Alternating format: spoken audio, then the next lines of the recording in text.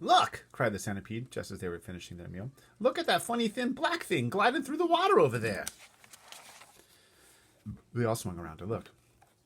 There are two of them. No, sorry. There are two of them, said Miss Spider. There are lots. I really have a hard time getting their voices differently. I'm sorry. There are two of them, said Miss Spider. There are lots of them, said the ladybird. What are they? Asked the earthworm, getting worried.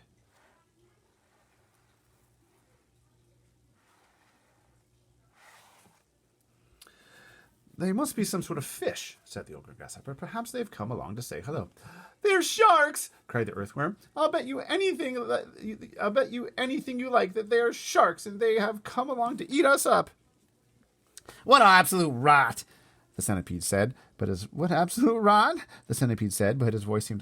seemed suddenly to have become a little shaky, and he wasn't laughing. I am positive they are sharks, said the earthworm. I just know they are sharks. And so, in actual fact, did everybody else, but they were too frightened to admit it. There was a short silence. They all peered down anxiously at the sharks, who were cruising slowly around and round the beach. Just assuming that they are sharks, the centipede said, there still can't possibly be any danger if we stay up here. I mean, he seems right.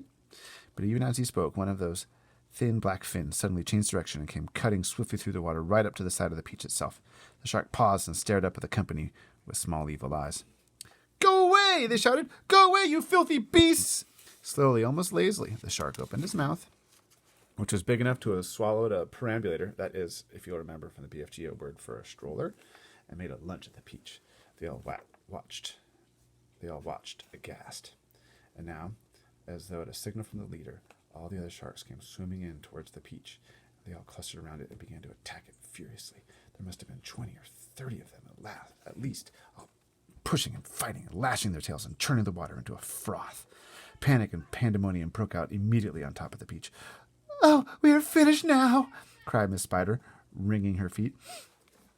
They will eat up the whole peach, and then there'll be nothing left for us to stand on, and they'll start on us.